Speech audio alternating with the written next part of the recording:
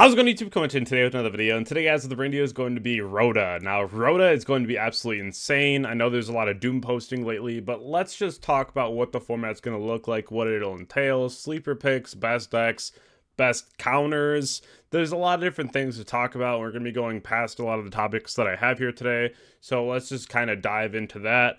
But before that, let's talk about my sponsors over at Imperium Duelist, Dragonshield, Gem, Cloud, RW, and Grimoire, all down below in the description. Also, my Twitch and my Twitter link. But without further ado, let's hop right in to the first slide.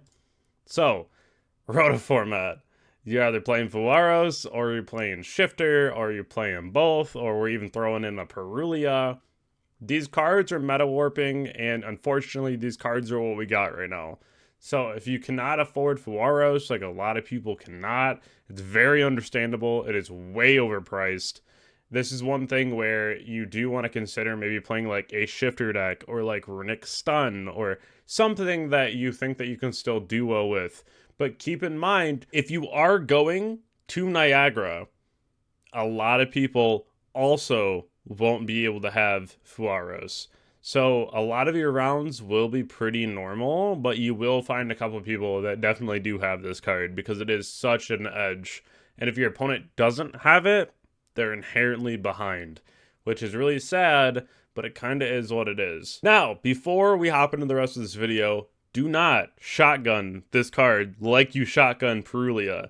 Perulia, you have to shotgun in case they normal summon. Faros, you want to hold it. Wait till your opponent uses Requiem effect, or wait till they use the Sacred Azamina effect. Wait till they're going to use an effect that guarantees you at least one draw to get maximum value out of this. Otherwise, they'll just kind of play around different ways to try to not give you as many draws.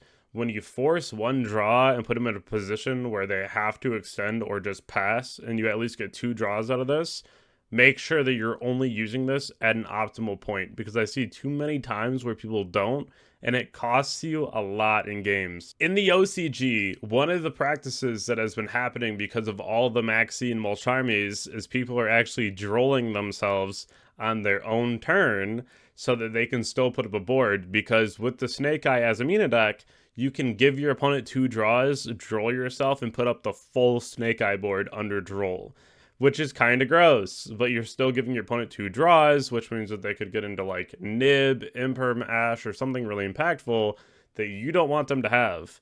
So this is something where if you are planning on doing something like that, play Mistaken Arrest. I'm probably playing Mistaken Arrest on my sideboard. I think the card is so good. It shuts off for 2 turns, so it does give you ample opportunity to at least be able to shut off their draw card as much as possible when you feel comfortable enough to keep comboing, but also immediately shuts your opponent off on the following turn so they can't even like wanted poster, right? So that's going to be really impactful. These are your top 5 decks for the next format. Starting off with the Snake Eye Azamina Fiendsmith deck. This deck is absolutely absurd.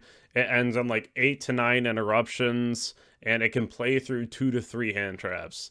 That's already ridiculous. I was actually able to just go ahead and OTK through like Imperm Nib Ogre, and I think that's absolutely absurd, and a deck should not be able to do that. But this deck is just going to be, again, tier 0. Welcome back. You know, we never left, but it's a pretty crazy deck. Then we have Fire King, Fiendsmith, Snake Eye. Now, not all builds play the Fiendsmith cards, but you will still see the Fiendsmith cards, and this deck is also going to be super real because of Volcanics. I think this deck is going to be worse because it will be a droll meta, so it's definitely not going to be like one of the best of the 5, but it's definitely going to be an option in the 5 because you still have to see the droll to be able to shut them down. But droll is probably just 110% mandatory main deck right now. I think that droll is so crazy. It's droll and it's Ghost Ogre, because Ghost Ogre on Deception is actually so powerful. Your opponent tributes a monster for cost, and then you Ogre Deception. It's insane. It's absolutely insane. It does so much because Wanted does so much now. So you actually have to really respect Wanted. You Bell Fiendsmith, this doesn't really change. It's going to be less strong, but it's not going to be bad by any mean. Tenpai, it's Tenpai. Board breakers, shifter, whatever you got.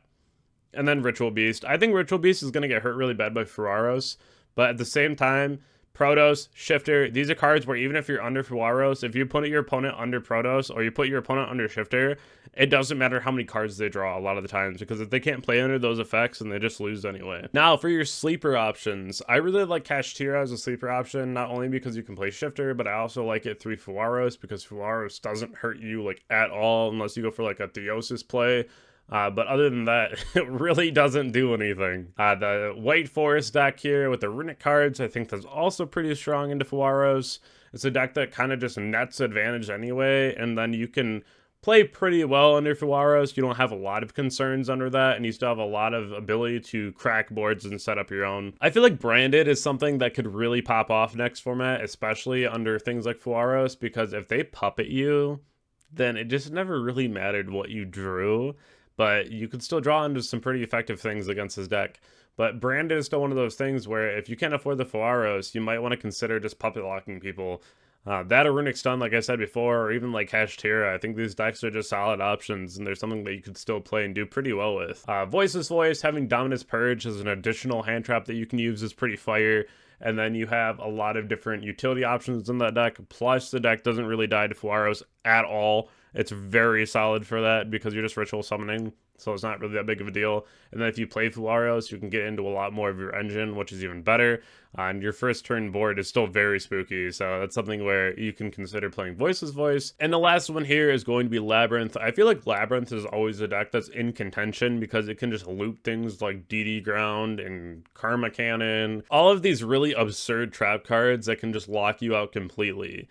Is it unfortunate that they can chain Faros to your trap cards? It is, but you have to realize that it's not always going to be that much of an issue because your opponent is not always able to activate Faros, especially if you're setting them on your opponent's turn and then your opponent's setting up a board, or if you set them on your turn, they have to open their turn off with the Faros, which means that they're only at 5 cards. And even if you were going to summon on their board, usually it's just for a pop or like a lady. So it's not going to be that impactful for them to get that one extra card. So I think that that's even better, that you're not really going to go minus at all by playing this deck. It's one of those decks that just has a high quality of counter cards in it that just make it just super good. But you have to be such a good pilot to play Labyrinth. It's not even funny. Now, Wanted is just incredible right now. The things that just Wanted and a discard can do is pretty crazy. Especially because just Wanted plus discard is the entire combo. And it's always nice if you get like an engraver in rotation, because if you open it, then you can put up like the 9 interruptions. If you don't open it, you get like 7 interruptions, 7 to 8, depending on the rest of your hand. But it is really broken to see this card.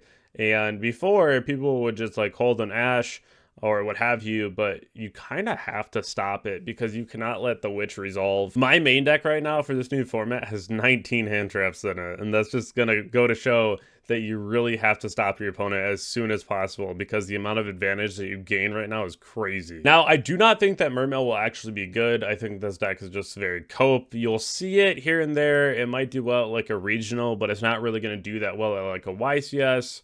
Sure, if someone is on a really good day and they're just really able to let everything resolve, then it could do well. Another big hand trap spot here is going to be Crow onto the Shadow Squad off of the Neptibus because it's sent down as cost, and so when it's sent as cost, you Crow it, so it won't even get a chance to activate in a window, which is fantastic.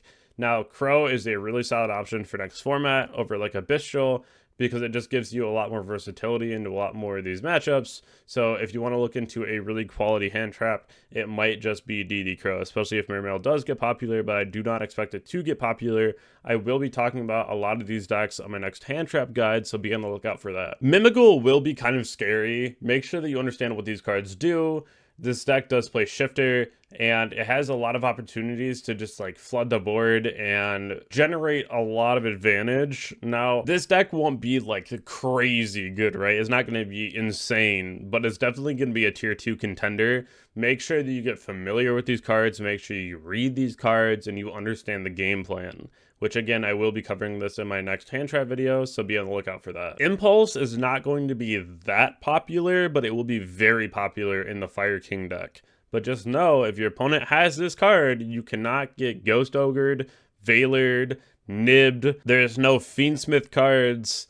You are safe from a lot of it. So that is something where this card does suck to get hit with, but there is a little sigh of relief that you can kind of just play out of your mind because, you know, things like Rock won't be around. This is going to be a rough format to play in. I'm going to be open and honest about that. It's going to be rough. Just make sure that you are prepared. And if you cannot afford Faros, really look at some of those sleeper pick options. I think that they're still going to be fine to play moving forward. And if you haven't already checked out my Twitch, Twitter, Discord, Instagram, or subscribe to the channel, definitely go ahead and do so. I'll catch you all in the next video. I appreciate you all. Later.